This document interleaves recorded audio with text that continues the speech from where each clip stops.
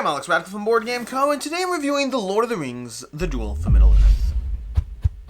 The Lord of the Rings, The Duel for Middle-earth is a two-player re-theming of Seven Wonders Duel designed by Bruno Cathala and Antoine Baza, and it takes the basic idea of Seven Wonders Duel, distills the core factors, but then drastically re-themes it to a Lord of the Rings game.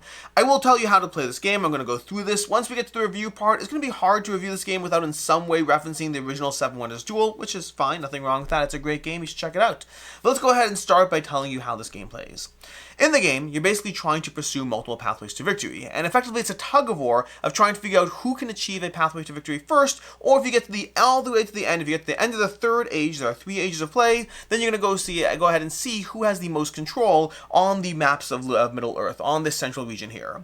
Speaking of which though, the 3 ways you win immediately as soon as you achieve them is one of 3 ways, starting off with 1, which is if you have a presence in every single area on the board. You can achieve a presence either by having a unit, or by putting a tower in one of these spots. Towers are permanent and it's 1 tower per region, versus troops can be killed and shuffled around in different ways, so more flexibility, but also they can die, so less flexibility at the same time. So again, way 1 to win is to have control of all 7 regions of Middle-earth, have presence, not control, have presence in all 7 regions of Middle-earth, boom, you win the game. Way number 2 is to gain support of the factions of Middle-earth. You're going to have these tokens over here which you can gather from these cards. In fact, everything you do is going to be from these cards, but first let's talk about how to win. If you gain control of, if you gain support of all 6 factions of Middle-earth, boom, you immediately win the game. So keep your eye on your opponent. If they're gathering factions, make sure to deny them those opportunities, because they will immediately win. And then way 3 to win is if you, and this one's kind of split depending on which side you are, they're exactly the same, just thematically it's split, which is if you are playing as Frodo and the Hobbits is over here, then if you slowly collect enough rings that you move all the way to Mordor, you win. The problem is you also are being chased right now by the Black Riders, and if they ever capture Frodo and Sam, then they win. Now again, this seems different, but because of the way these tracks work and the overlays over here, so effectively if Frodo collects a ring, he moves forward 1. If the Rider collects a ring, he moves forward 1. The distance between the two is always shrinking. Effectively, they're the same, they're just thematically spread out. The rewards in the tracks are exactly the same. Again, it's a thematic difference, but ultimately, if you can get enough rings that you progress from where you start to the end of your track, then that's the way you win. In the case of the tracks though, again, Frodo's trying to go to Mordor, and the Black Riders are trying to go towards Frodo. So, now that you know the 3 ways to win the game, let's talk about how you actually play and how you achieve these things, because it's going to come through the use of the cards.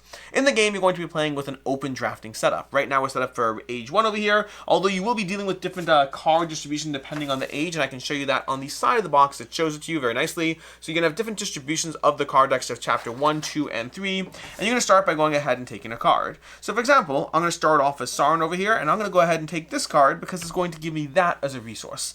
This is if you're comparing it to the original Seven Wonders Duel. The resources are no longer things like metal and wood and fabric and things like that. Rather, things like courage and strength and stuff like that, more attributes as opposed to an actual resource. So we have Sauron over here gathering this. It's going to effectively be a resource that helps them throughout the course of the game. We'll go ahead and have Frodo take their turn. The Fellowship will take their turn, and they're going to go ahead. They want this card, but this card requires a resource. You see, this one is free over here. I didn't need to do anything to buy it.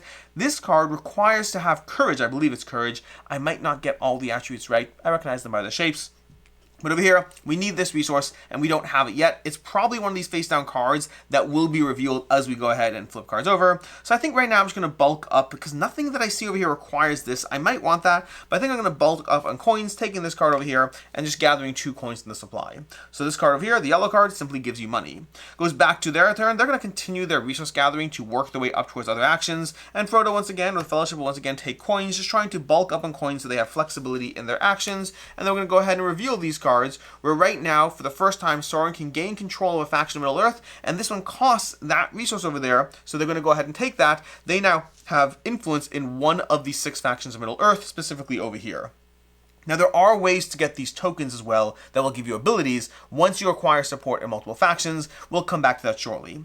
Back to Frodo over here. Frodo needs to figure out what they're trying to do over here. They could just buy this and start moving towards Mordor, or they can start gaining control of the board with these cards, which will allow you to place 1 unit in either of the sides on, well, either side.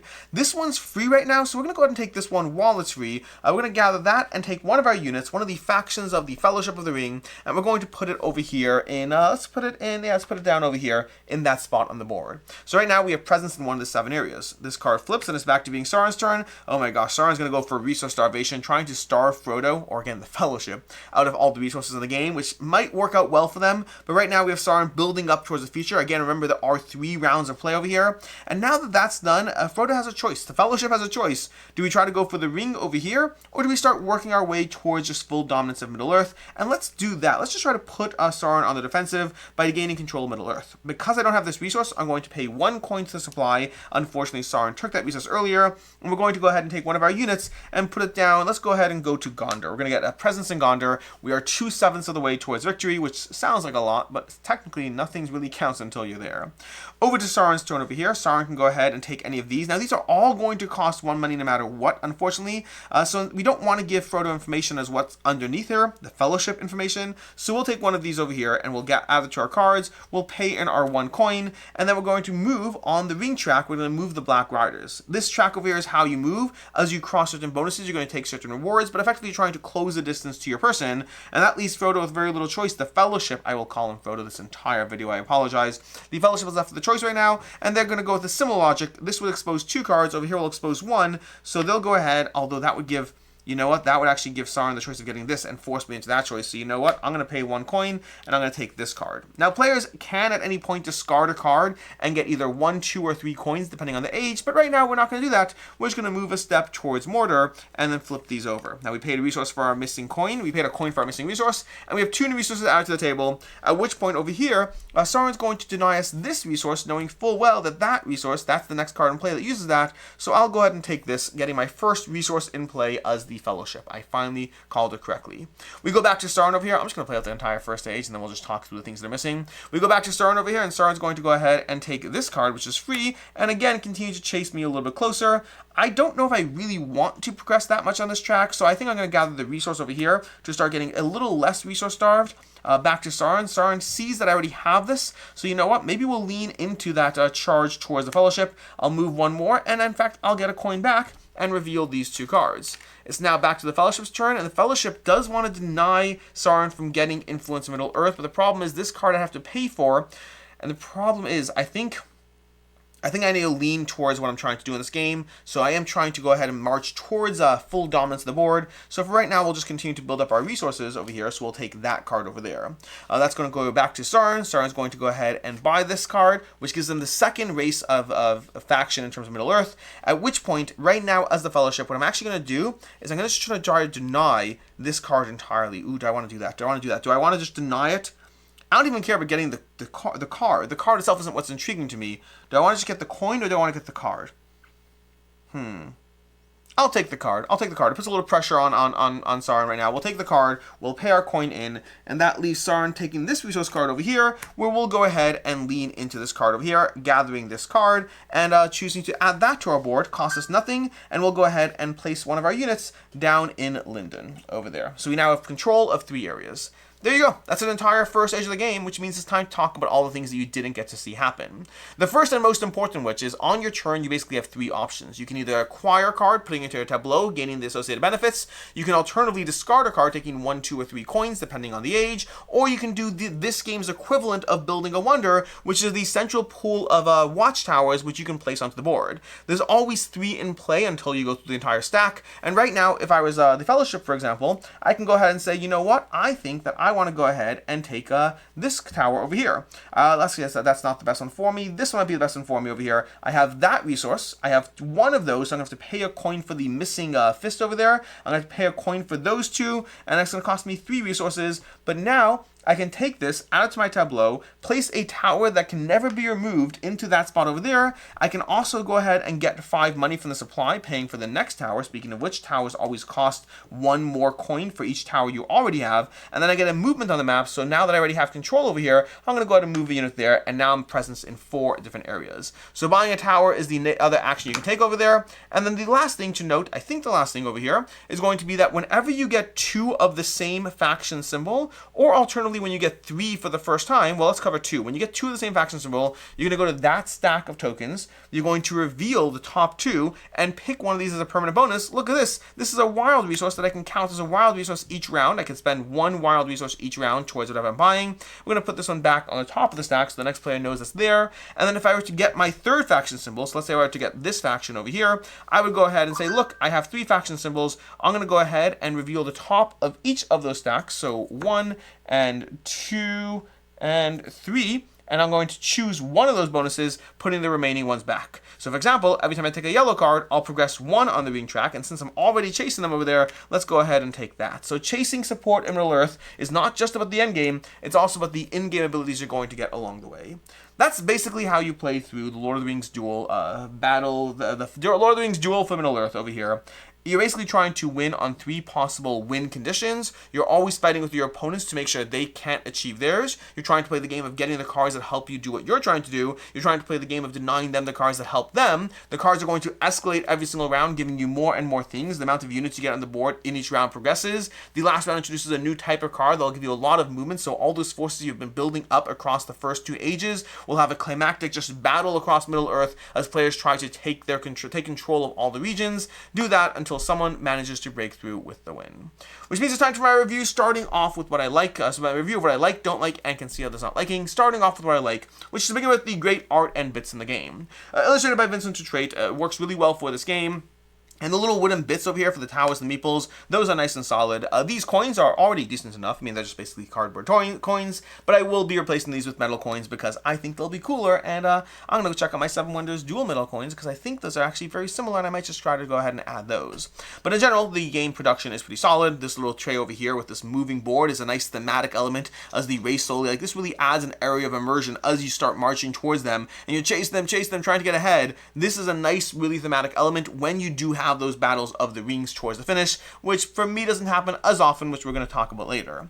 But in general, art and production already great. The near perfect implementation of theme and mechanics is incredible in this game. I already like Seven Wonders Duel a lot. Seven Wonders Duel is an excellent game. Seven Wonders is an excellent game. Seven Wonders Duel is an excellent game. You can check out prior content on this channel, but either of those titles. But this is a implementation of Seven Wonders Duel that again feels like a near perfect implementation of theme and mechanics. The 3 separate battles you have, the physical control of the Middle-earth, the support of all the races, the advancement on the ring tracks, the way the game manages to mesh the mechanics of Seven Wonders Duel into a Lord of the Rings Duel game is incredibly well done. I have some complaints, we'll get to them, but the overall implementation is it's incredible. It really gets that feeling of fighting a battle on different fronts, trying to be mindful of where you need to apply your energy and your forces. Speaking of which, over here, the support of Middle-earth over here, these various tokens across all these factions, you have ongoing abilities from these 4, you have one-time use abilities from these over there, and they just give you so much to do. Look at this. This will give you a wild token towards support of Middle-earth,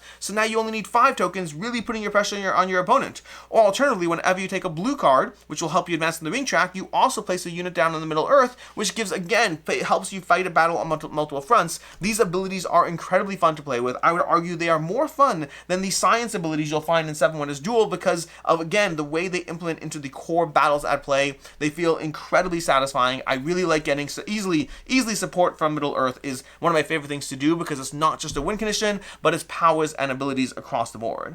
The game generally feels like a streamlined version of Seven Wonders Duel. The rulebook is incredibly to the point. It manages to cut out some things from Seven Wonders Duel that might add a little bit of rules overhead. They do. Some of the things I took away do add strategic depth. Again, we'll come back to that. But overall, this feels like a great entry point to the Seven Wonders Duel franchise because it maintains the core concept of the game, it streamlines the overall game, and it implements theme mechanics nearly perfectly to really give you that just an easier time diving into this. And the push towards different victory conditions in this game is incredible. The balance. I love it when a game manages to force you to fight battles on different fronts, especially as a 2-player head-to-head game where you're trying to be mindful of how do I have to stop you from winning, how do I have to advance my own conditions, where can I find those small little advantages over you because you need every single advantage. This is a tug-of-war on 3 separate lanes, but the lanes aren't physical lanes, rather they are the thematic lanes of support, of area control, and of the fight for the ring, and all of them force you to consider everything that you're doing, every card you're taking, what's going to drive you towards victory.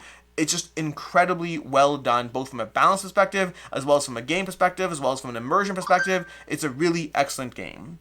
As far as what I don't like in the game, there's really just two things. The first is kind of a comparison to the original Seven Wonders, Seven Wonders Duel, which is the resource fighting is a little gone, and the yellow cards are a little less interesting. The resource fighting is the idea that in Seven Wonders Duel, when you gathered a resource, it made those resources more expensive for your opponent, really forcing you down into a resource game, forcing you into the weeds of not just getting resources to help your own engine, but trying to lean into where a resource would hurt your opponent, which added an extra level of strategic depth that I really appreciated, and I will say I do miss it here. I also find that the yellow cards in this game over here are just money. They're always money, they're fairly plain, they're fairly basic. These areas are a step back from a Seven Wonders Duel. I think many areas, especially the theme and implementation, are a step up from Seven Wonders Duel. Those areas are definitely a step back for me. The other thing that I didn't like as much is the ring track. The ring track is one of my favorite areas to engage in from a thematic element. The idea of having the Black Riders chase towards Mordor, everyone closing the distance one step at a time as you get closer and closer to Mordor, is incredibly thematic and incredibly fun. But I also find that the rewards for the ring track are so boring compared to anything else in the game. You see, fighting for Middle-earth itself has a lot leading into that. There's a lot of strategies you can take as far as what you're trying to do to get presence in Middle-earth. So that there's no reward for getting presence in Middle-earth, but the fight for it feels thematic and well done. Getting support from the various factions of Middle-earth, that is incredibly fun because it gives you powers and abilities. The rings are kind of the least fun option. There are ring cards, but they're just basically just rings. There's nothing else that's interesting. There's no other areas to implement. There's not these full tower cards. There's not a full suite of things in the Third Age that will give you extra movement on the board to renegotiate your troops, to remaneuver your troops. The ring track is easily my least favorite. Yes, there are some rewards along the ring track, but they are infrequent and not as much fun. I wish more things worked together with the ring track to make the ring track more interesting. In our games, it has proven to be the least picked option, usually being picked primarily because if the other player is not going for it, that kind of forces you to consider it just so you put the pressure on them. But it's the less fun of the various things you can do in the game. As far as what I can see others not liking, this is definitely a game that has some degree of take that in the experience. You're constantly trying to deny your opponent, you're fighting each other on the board, there are occasional abilities that will deny people cards or take things away from them, so there is take that in this game. That's definitely going to be a factor that you should consider if this game is right for you. And then also I'll say that it can be easy to feel like it's hard to stop someone when you start playing this game. If they seem to have a clear victory, sometimes it can feel like, well, you clearly got that area locked up. You clearly have presence, too much advancement on the ring track. You clearly have too much control of Middle-earth. You clearly have the support of the races. Those areas can happen if you're not constantly being mindful of what the various win conditions are and how to be on top of your own movement forward while getting in the way of your opponent. If you're not mindful of that from the beginning, you can get to halfway through the Second Age and feel like your opponent's just going to win, and that can be a bit of a deflating experience. As far as final thoughts on as far as final thoughts on The Lord of the Rings, The Duel for Middle-earth, this is excellent. And again, I am coming at this as a huge fan of Seven Wonders Duel. I have Seven Wonders Duel, I have both expansions. I think it is an incredible implementation, a tight tug-of-war of a game, and I think they did an amazing job capturing that experience and making it more thematic within the world of The Lord of the Rings. This is an excellent implementation. If you're a fan of Seven Wonders Duel, you should absolutely be trying this. It's not a guarantee you'll like it more. I think Seven Wonders Duel does have more depth to it, especially as you incorporate the expansions. I think there is more depth to Seven Wonders Duel, but this is a streamlined version that gives you a new way to approach the game that, for me, there's definitely room for both of these in my collection, but it is true that you might be someone who's disappointed with this one compared to the original. It's certainly possible. For me, I'm not. For me, I do wish the ring track were more interesting. I do wish there were some more interesting decisions. I imagine there'll be expansions for this game because I imagine it'll be incredibly well received as the original one has, and put a good IP on it and make a good game, and that's a good combination for a popular game that hopefully will have a lot of expansions because I want more going on here. Implement more aspects of the world of Lord of the Rings while giving you more strategic depth to this game, but even as it is, even if there's nothing that is ever brought out more for this game, it is incredibly well done implementation of a game that could have been not as good, a game that could have been just a cash grab with the IP and all that, but it really is incredibly well done with a few small things that I wish were still a little bit better, but overall, an amazing job.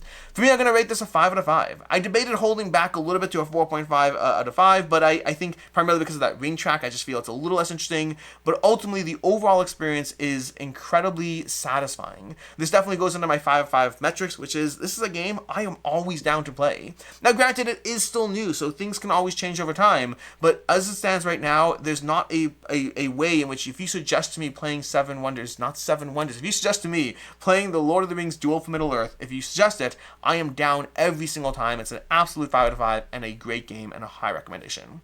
As far as other game recommendations, if you're interested in this, definitely check out Seven Wonders Duel. I think I still think it's a great game. It's not leaving my collection at all. It's a fantastic tug of war, and the expansions layer on different degrees of depth to the experience. And then if you want another fantastic tug of war, one of the best ones in my collection is going to be Watergate from Capstone Games. Gives you, again, multiple battles you're trying to fight, multiple things you're trying to be mindful of, a very different theme, but an excellent game worth checking out.